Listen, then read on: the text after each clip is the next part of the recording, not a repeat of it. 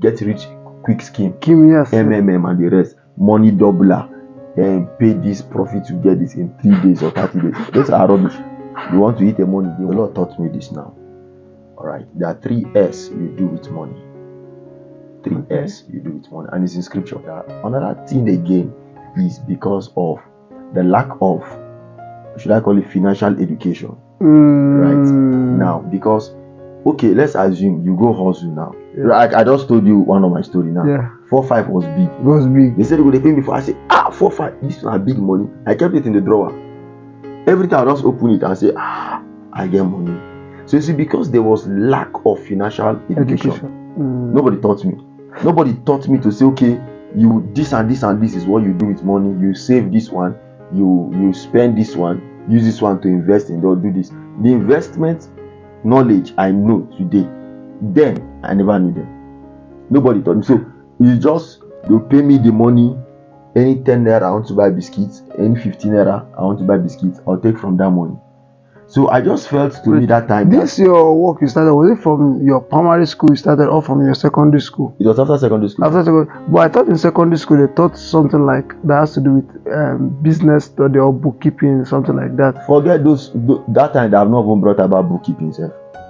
That time, no book. All this fishery, animal husbandry, computer science, entrepreneur, all of them just came off recent, not too long. That time when I was in secondary school.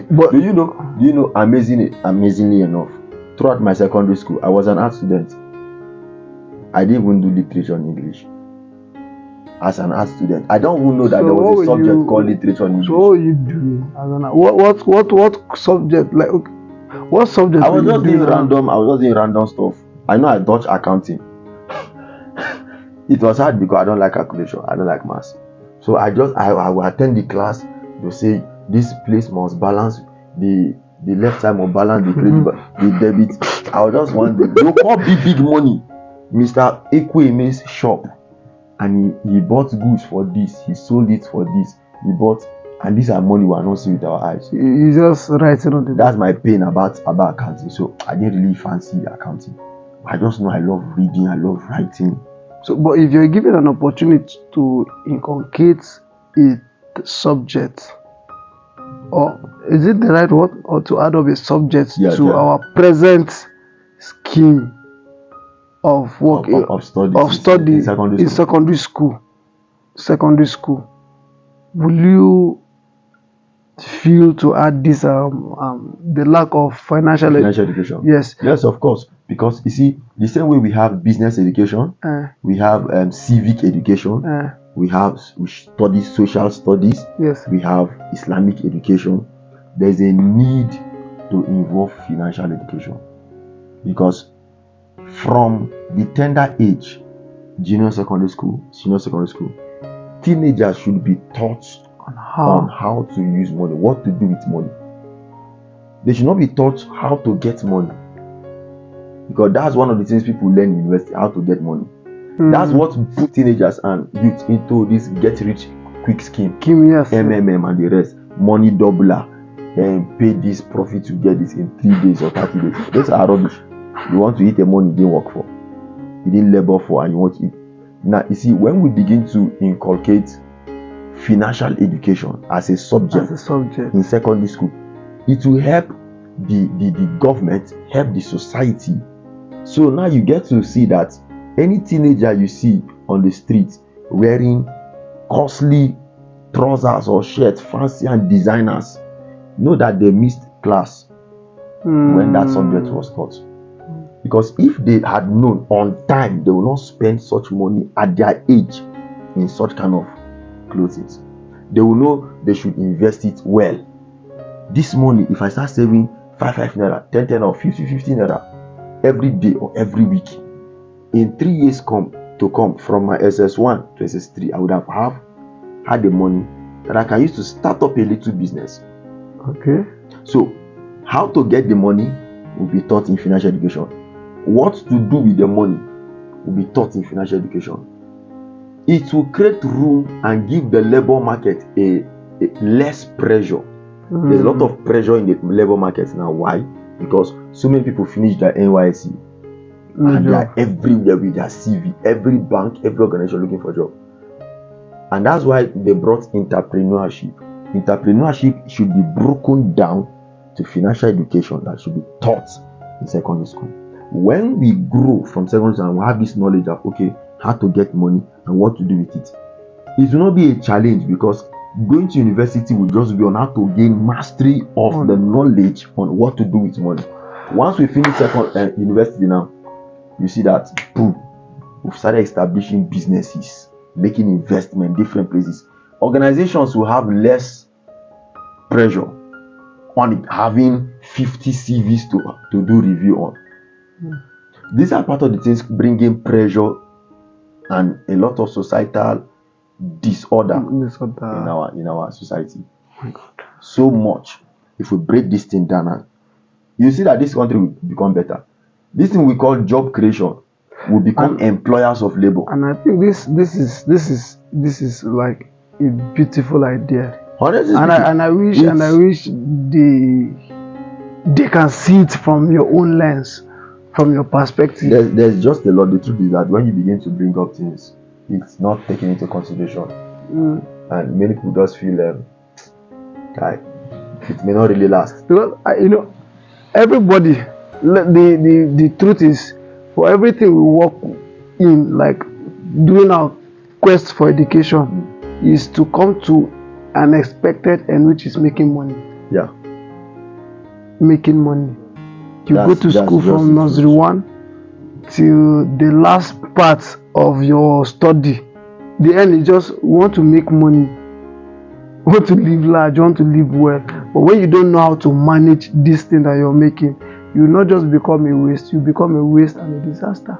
Yeah. Because the more you have it, you use it wrongly. Use it wrongly because there's no proper knowledge on what to do with it. That's just the truth. When there's a proper knowledge of what to do, a wise philosopher once said, so when the purpose of a thing is not known or established, he said abuse becomes inevitable, because you tend to abuse what you really do not know the function of. Its function. You don't know the work of this thing, you use it anyhow. The same way a knife can be used to slice onion, to chop off onion. That same knife can be used to stab someone. Definitely. But originally, knife was not meant to stab someone. So, a man who do not really know the use of money will lavish it. That's just the truth. Okay. That's just the truth. This educational the lack of financial education. Lack of financial education is I think we should this part alone is really large. It's really large because it on its own it's a deep session we need to have. Okay. Like what is really the problem, and how will the availability, or how will what word will I use now?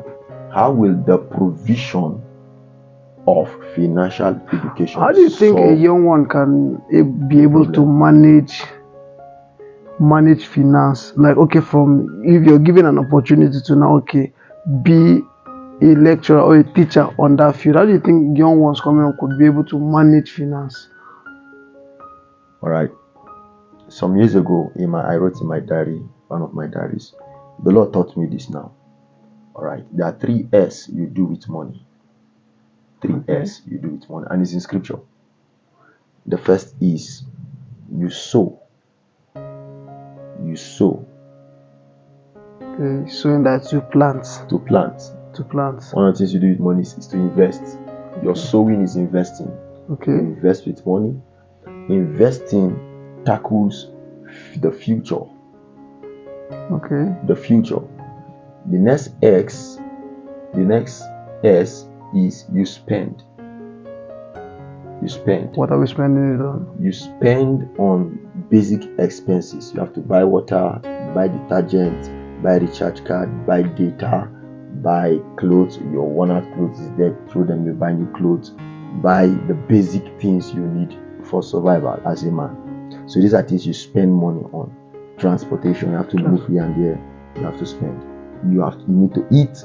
You have to buy food to eat, or either cooked or prepared food. You have to still spend.